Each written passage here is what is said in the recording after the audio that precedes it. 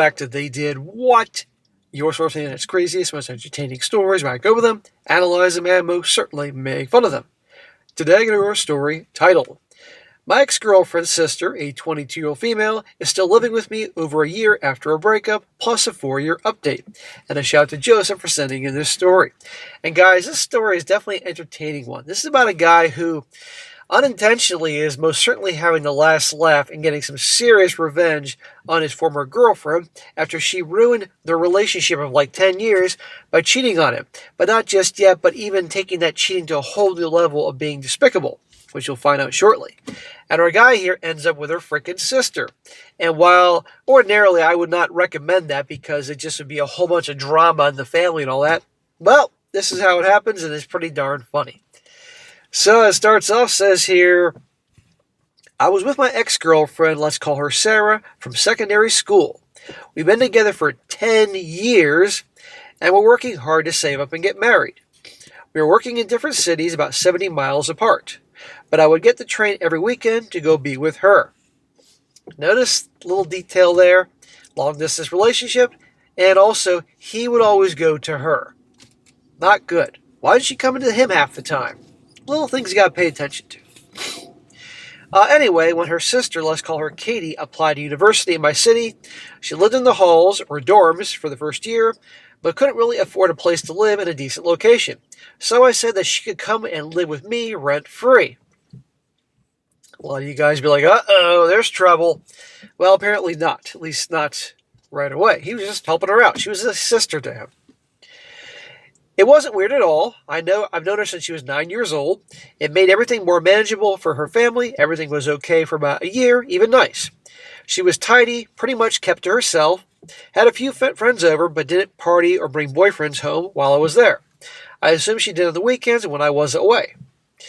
Just over a year and a half ago, Sarah told me that she had been cheating on me in a massive way. Whoa. Let me guess, she probably blamed, oh, you were sleeping with my sister. Well, no. Apparently, she had been in a relationship with another guy for about 3 months and had been living in his house, only coming back to the flat at the weekend when I was coming down to visit.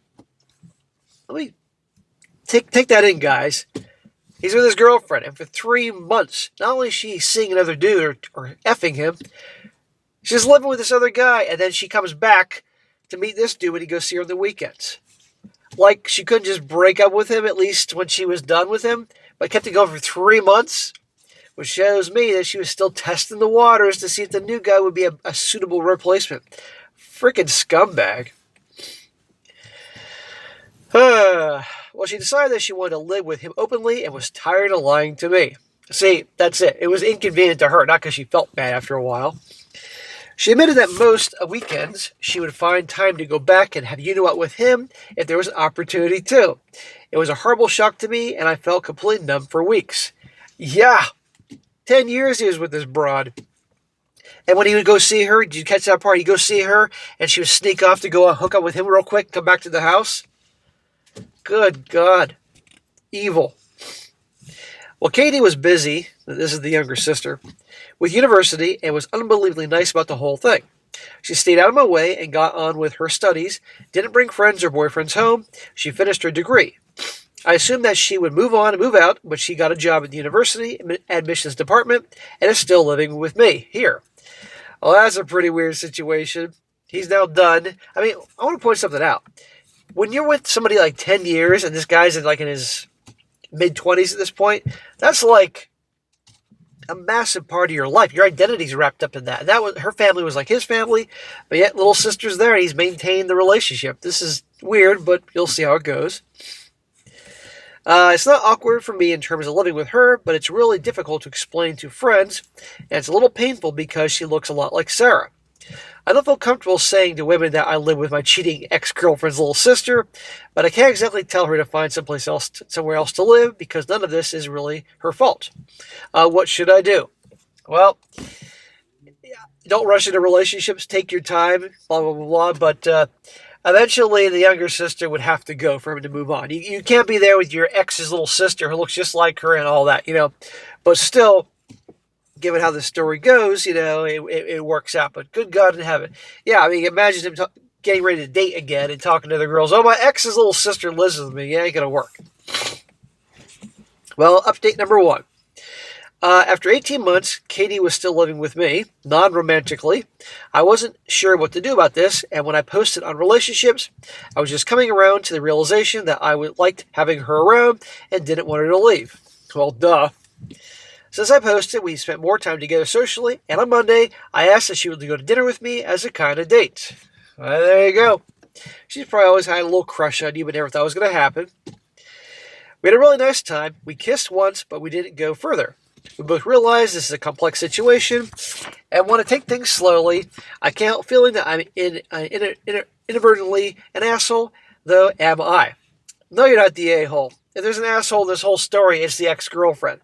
And quite frankly, this guy wasn't going out of his way to make this happen, to get revenge. But my God, it'd be pretty darn funny when a sister finds out. But I wouldn't advise this, given the drama that's going to happen in the family. But that's cool, they're close, they have a good thing going, but still, hey. He also says thank you for all your comments, whether you a-holed me or not. We had a long talk, first just between us, and then with her dad and aunt. Her mom died 6 years ago, and they've been very supportive since Sarah and I broke up, and we wanted to involve them before going any further. Her family, her dad's probably like, what the hell? We're going to take things very slowly, and her dad is going to pay half rent. He offered to pay to help her move out, as some people suggested, but for financial reasons, that would be difficult for him and impossible for her to manage financially. We haven't decided about telling Sarah yet. I haven't spoken to her since it happened, and Katie has only spoken to her on occasional messages. We haven't talked about everything that has been raised on here for some length. It is a difficult situation, and there is a power dynamic that we have done, which we can mitigate. Ultimately, we do have feelings for each other and have for some time. I would absolutely never have dated her for revenge or for any other reason. I would never do anything to hurt or upset her. I understand if you still think I'm the a-hole, but I'm trying my best. I do not think this guy is doing this on purpose to get revenge. I just don't. That's what my gut's telling me here. In spite of what some people would, but I don't. And frankly, but it's just funny how this is going to go. Obviously, he and the sister get along really well. And some people will say she's betraying her sister. Well, her sister, the one that cheated on our guy here, is a complete piece of garbage. So this is funny.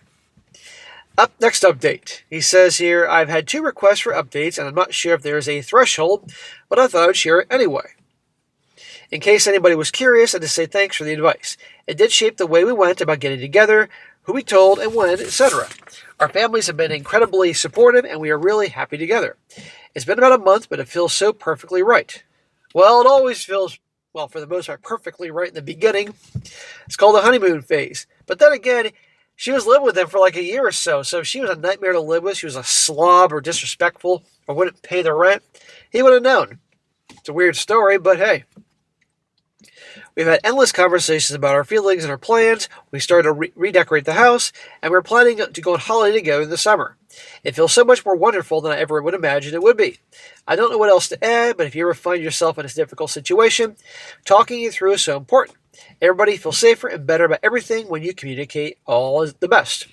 Well, of course, communication makes you feel better, but most people can't communicate properly. We haven't heard anything about him banging her yet, but I'm assuming that's been happening because, we have to wonder that.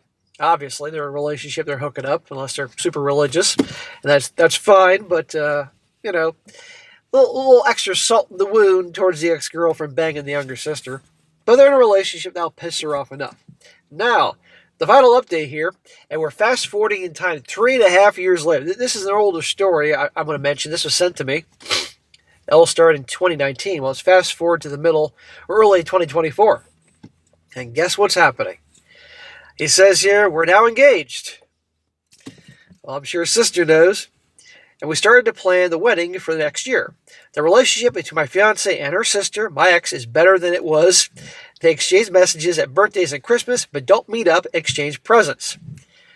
So they'll be civil to one another, but they're not meeting up and hanging out. I wonder why. My ex is still single and now lives abroad, and she found out about the engagement a couple months ago. Still single, so the guy that she was cheating on and ruined things with this guy obviously didn't work. At Christmas, she mentioned needing to know the date early to book the cheapest flights home, and my fiance was too shocked to reply. She didn't want her sister there. How interesting. Yeah. Hey, if the fiance doesn't want her sister there, she shouldn't be there. End of freaking story. She obviously thinks her sister's pure garbage, you know? I'm too excited about getting married to care too much one way or the other. I prefer her not to be there, but I'd roll with it if necessary. My fiance doesn't want her there, but all her family assumes it will be fine for the day because it's a family wedding, and it should be all water under the bridge. It's not her family's place to say. These are young adults. They're getting married. And if she doesn't want her sister there, so be it. But if her parents are paying, or if her dad's paying for the wedding, you might pull the whole, we're paying for this, therefore, I can't stress enough how little I care about the sister being there or not. I just want everyone else to be as happy at the wedding as it can be, impossible, or as close as I can manage. And there you go. That's the abrupt ending to this story. Now I'm going to go in the comment section for a bit. But anyhow, without planning it, you want to talk about some serious revenge. Now, we would love to hear about her sister throwing a tantrum about this whole thing and freaking out. Maybe there's more going on here than is being let on. But obviously, the sisters ain't hanging out. They don't have a relationship. They'll send little texts here, there, Merry Christmas, Happy Birthday, but that's about it, Maybe the sister doesn't want fireworks at the wedding. I don't know. But anyhow, guys, a revenge story that was not set up to be revenge, but there you go. The best revenge is a life best lived, and success is the best revenge. And I truly hope this guy has a good relationship with the younger sister, and they're happy. They live happily ever after, even though good fucking luck with that. This isn't a fairy tale, but I do find it pretty funny. But I will say this. I still would never have recommended they got involved with the younger sister, because you can imagine birthdays and funerals and other weddings and other things like that. She's not going to talk to her. Or if they're around each other, there's going to be fireworks. Who knows? Maybe this guy will update when the wedding comes about, because I think that the wedding is sometime around now. Who knows? But anyhow, there you go. Now, a few comments here. One guy says here, your fiancé should get to decide this one, and the two of you need to be firm, united front with her family. You don't need to explain yourselves. You just need to repeat that she's not invited, and you aren't going to discuss it and then change the subject. It's not going to be fun, but your fiancé's family, and if she'd rather deal with them than having her sister at the wedding, just support her. There you go. That's the story. Another one. What do you mean you want everybody to be happy? Your fiancé doesn't want her sister at the wedding. Her wedding, that's the beginning, the end of the conversation, and the thought process. The sister is simply not invited. Bye. Okay. Sure, your fiancé is the one who'll need to put her foot down, but get this business of making people who aren't your fiancé, and you're still happy out of your mind, especially when it comes to the guest list. You can tell this guy's a nice guy. He's a nice guy, and also a good guy. He doesn't want any fights or drama, but sometimes you got to draw a line in the sand and stick to it.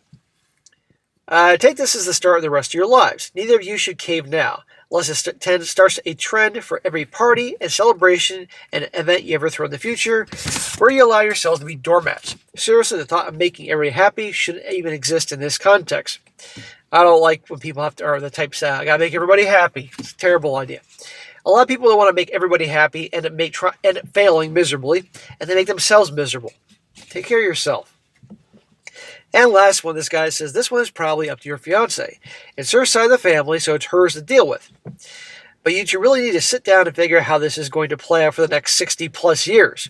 Her sister wants to come to the wedding. She'll probably be involved in other family weddings too, and funerals, and holidays, and births, and graduations. You get the idea. This is not a problem that is going to go away the day after your wedding. You dated two sisters. Your fiancé is with her sister's ex. It's time for a reckoning. How are you going to deal with this? That's the real issue here. Well, that's for him and his soon-to-be bride to deal with. But end of story, It's not her fucking family's problem. But anyhow, guys, there you go. A revenge story, a story turned to be a revenge story, which actually never meant to be revenge. But also, I want to point out little things going on with that guy. Little details. How he was always going to her to see her on the weekends. He was doing a long-distance relationship. Who knows if she was cheating on him all along? I don't know. But notice that the former girlfriend is now single and living abroad.